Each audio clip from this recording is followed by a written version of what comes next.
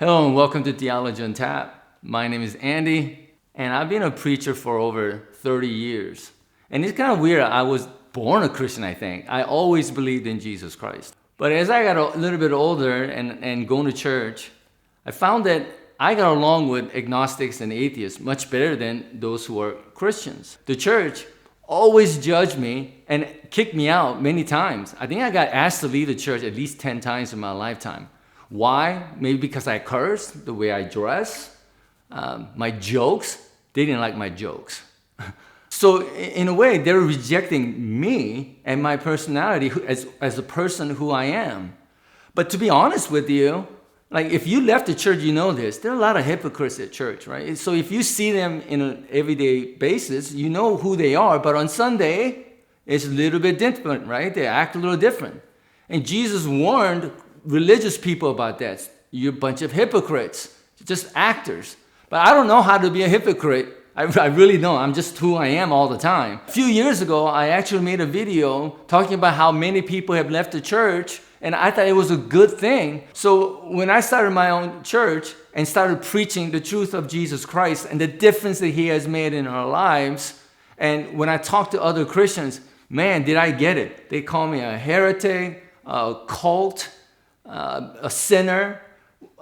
Even my relatives said I'm closer to hell than sinners are. One of the saddest things that has happened to me is that when my mother had cancer and she was dying, she grabbed my hand and said, "What the hell you doing? You shouldn't be a pastor because you are too different." Right? Not just my theology is different, but the way I act, the way I dress. I had a t-shirt that said, "I believe in Jesus, but I curse sometimes." And they thought that was sinful. Like to me, I don't understand that at all. There's plenty of other reasons why I got kicked out of church. But here's the thing I do know, that Jesus Christ could be the bridge that brings all people together.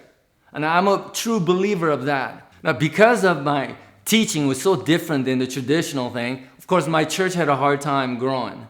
But a lot of people would come up to me and say this. They said, "I like you, Andy, because you are different and you never judged us or any of our past, what they have done in the past." And so, of course, in fact, the very first Bible study that we had was called Smokers Bible Study. And because they were so looked down upon back 30 years ago, that I said, "Hey, if you want to come to my Bible study, you have to smoke. If you don't smoke, we judge you." That's the way my brain works, because we shouldn't judge somebody just because of that kind of stuff. So when people come up to me and said, "Hey, how often do I need to go to church?" And I said, "Why? You don't need to come to my church. You could talk to me sometimes if you like. If you like coming to church, please do. If not, then you don't have to come. Do you pray? Well, you want to pray? Go ahead and pray. If not, then don't pray." There was one particular person, when he came to church, he was already upset about God and things like that. The question he had was, "Hey, how come you guys meet on Sundays, not on Saturday, because Sabbath is on Saturday?" So I explained to him about what Jesus said about Sabbath, and then he just said, "Wow, you mean I don't have to go to church on Sabbath?" And I go, No, when there are two or more together, that's where the church is. So no, you don't have to come.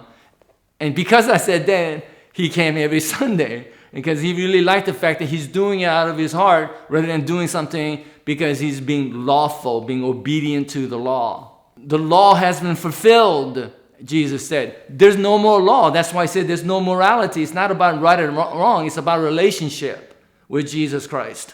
All the requirements of the law has been fulfilled by Jesus Christ, and the law itself is written in our hearts. That's what the Bible says.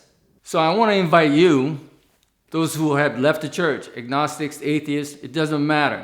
It doesn't matter of your background, what you believe.